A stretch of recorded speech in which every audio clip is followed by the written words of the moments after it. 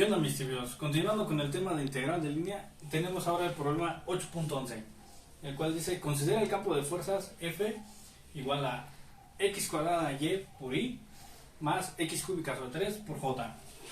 Ahora tenemos los siguientes incisos. Inciso A: encontrar el trabajo realizado al mover una partícula sobre el segmento rectilíneo del origen al punto 2,0, después del punto 2,0 al punto 0,2 y por último del 0,2 al origen. Inciso B: demostrar que F es conservativo. Y por último, realizar el movimiento de la partícula desde el origen al punto 3,3. Bueno, como ya mencionamos, lo más importante primero es graficar aquellos datos que se nos dan. En este caso es el movimiento de la partícula. Primero nos dice que va a ir del origen al punto 2,0. Entonces esto lo tenemos representado aquí por gamma 1. En un momento explicamos qué onda con las gamas. Después, una vez que estamos en 2,0, nos pide desplazarnos a 0,2, que en este caso sería gamma 2. Y por último nos pide el movimiento de 0,2 de vuelta al origen, que eso es gamma 3. Ahora, tomaremos primero este sistema, ya que el inciso C nos pide realizar el movimiento de la partícula desde el origen al punto 3,3, pero ese es un inciso totalmente aparte, por lo cual lo dejaremos para el final. Sin embargo, aquí está representado de color morado. Ahora bien, para el trabajo, como observamos, tenemos una figura de un triángulo. Para hallar el trabajo que ejerce el movimiento de esta partícula, es que decidimos seccionarlo en las diferentes gamas, siendo gamma 1, gamma 2 y gamma 3. Esta expresión la podemos encontrar aquí. Ahora bien, otra cosa que es importante considerar es F. F es nuestro campo de fuerzas. Y si lo denotamos en notación de vector, obtenemos que F es igual a x cuadrada por y, x cúbica sobre 3. De ahí podemos identificar las siguientes componentes. Sabemos que un campo de fuerzas también se puede ver como F de x, y, z es igual a P, Q y R. Entonces, para este caso, P es igual a x cuadrada por y, Q es igual a x cúbica sobre 3, y como no hay ninguna componente en el eje Z, R simplemente es 0. Ahora, vamos a analizar el inciso B. Nos dice mostrar que F es conservativo. ¿Qué es eso de que es conservativo? Bueno, el hecho de que sea conservativo significa que sea independiente de la trayectoria. Es decir, que no importa cómo se mueva esta partícula, sobre qué superficie, sobre qué curva se mueva, eso no va a afectar a nuestro resultado. Eso quiere decir que F es conservativo o igual que es independiente de la trayectoria. ¿Cómo vamos a mostrar esto o a demostrar eso? Bueno, pues vamos a apoyarnos de la herramienta del rotacional. El rotacional se calcula de la siguiente manera. Bueno, antes el rotacional nos va a entregar un vector, por lo cual va a tener componentes vectoriales. Entonces, para la primer componente vamos a obtener que se va a dar del resultado de la parcial de R respecto de Y menos la parcial de Q respecto de Z. Para la segunda componente se obtendrá con la parcial de P respecto de Z menos la parcial de R respecto de X. Y para la última componente es la parcial de Q respecto de X menos la parcial de P respecto de Y. Ahora bien, ¿cuál es la parcial de R respecto de Y? Bueno, como ya veíamos, R tiene un valor de 0, por lo cual su parcial respecto de Y también es 0. Ahora Q es x cúbica sobre 3 respecto de Z. Como no tenemos ninguna Z aquí, la parcial respecto de Z pues es 0. Muy bien, entonces ahora para la segunda componente, P respecto de Z, un caso similar al de Q. P es x cuadrada por Y, al no tener componente en Z, bueno, su parcial es 0. Y R respecto de X, bueno, R es 0, por lo tanto su parcial respecto de X también es 0. Ahora, la última componente, pilas aquí. ¿Por qué? Porque dice la parcial de Q respecto de X, pero Q sí tiene componente X, que es x cúbica sobre 3. Entonces, la derivada de este término es x cuadrada. Ahora, la la parcial de P respecto de Y, pero P sí tiene componente en Y. Entonces, la parcial de X cuadrada por Y respecto de Y es simplemente X cuadrada.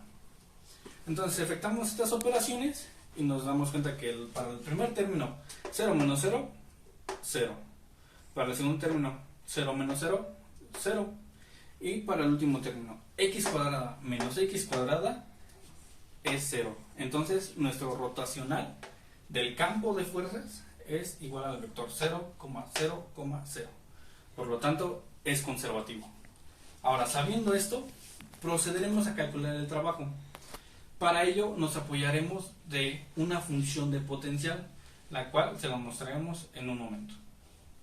Bueno, mis tibios, pues continuando con el problema, como ya mencionamos, al haber demostrado que f es conservativo, vamos a poder emplear una función de potencial.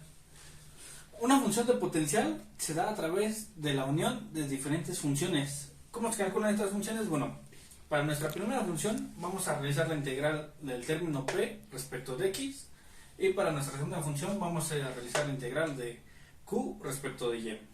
Ahora bien, la integral de p respecto de x, si recordamos el valor de p era x cuadrada por y, eso lo integramos respecto de x y obtenemos x cúbica por y, todo eso sobre 3, más una función lambda en términos de y. Recordemos que al estar realizando una integral se debe de agregar una constante. Ahora, esa constante en este caso al realizar funciones de potencial debe estar en términos de la otra variable, ¿ok?